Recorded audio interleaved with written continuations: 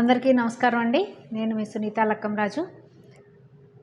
ఈరోజు బీజేపీ పరిస్థితి ఆంధ్రప్రదేశ్లో చూసుకున్నట్టయితే ఎప్పుడు కూడా బీజేపీ ఇండిపెండెంట్గా పోటీ చేసిన పరిస్థితి అనేదే లేదు. ఎప్పుడు కూడా దానికి కారణం ఏంటంటే క్షేత్రస్థాయిలో బీజేపీకి సరైనటువంటి కార్యకర్తలు కానీ నాయకులు కానీ ఒక విధానం కానీ ఏమీ లేదు అనేది ఎవరైతే బీజేపీ లీడర్స్ ఉన్నారో వాళ్ళు ఇప్పటికీ తెలుసుకోలేనటువంటి నగ్న సత్యం. బీజేపీకి వార్డులో కార్యకర్తలు ఉన్నారా? వార్డులో వ్యవస్థ ఉందా? వాళ్ళు వాళ్ళ వ్యవస్థని వాళ్ళు డెవలప్ చేసుకోవడం తెలియక పక్క వాళ్ళ మీద ఆధారపడతా మేమేదో అది సాధించేస్తాం ఇది సాధించేస్తాం అని చెప్పి ఈరోజు బీజేపీ ఆంధ్రప్రదేశ్ అధ్యక్షులు మాట్లాడటం అనేది ఎంతవరకు సమంజసం అనేది వాళ్ళు ఆలోచించుకోవాల్సిన పరిస్థితి ఉందండి. ఇంకొక రకంగా చూసుకున్నట్టయితే భారతీయ జనతా పార్టీలో ఆర్ఎస్ఎస్ భావాలు కలిగిన వాళ్ళనే ఇదివరకటి నుంచి చూసుకున్నట్టయితే ఆర్ఎస్ఎస్ భావాలు కలిగి ఆర్ఎస్ఎస్లో పనిచేసిన వాళ్ళని అలాగా వచ్చే వ్యవస్థ నుంచి ఈరోజు ఏమైందంటే వలస పక్షుల విధానం అనేది పెరిగిపోతూ వస్తూ ఉంది.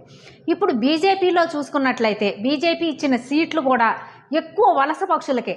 అక్కడ టీడీపీలో నుంచి రానివ్వండి ఇంకొక కాంగ్రెస్ పార్టీలో నుంచి వాళ్ళ వచ్చినటువంటి వలస పక్షులకే ఈరోజు టిక్కెట్లు ఇవ్వడం అనేది జరిగింది.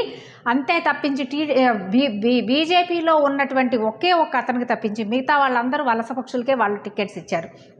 ఇలా కాకుండా బీజేపీ వ్యవస్థను పటిష్టం చేసుకుంటేనే బీజేపీ ఆంధ్ర రాష్ట్రంలో మనుగడ సాధిస్తుంది. ఆంధ్ర రాష్ట్రంలో వారికి కూడా సీట్లు అనేవి రావడం జరుగుతుంది.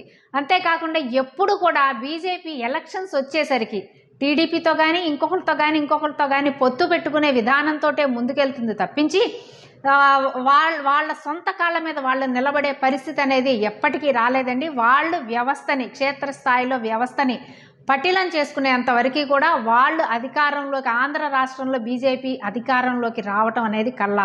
అంతెందుకు బీజేపీ రాష్ట్ర అధ్యక్షురాలైనటువంటి పురంధరేశ్వరి గారు కూడా వలసపక్షే కదా. ఆవిడ కూడా కాంగ్రెస్లో పదవులు అనుభవించి చేసి లాస్ట్కి వచ్చిన మనిషే కదండి.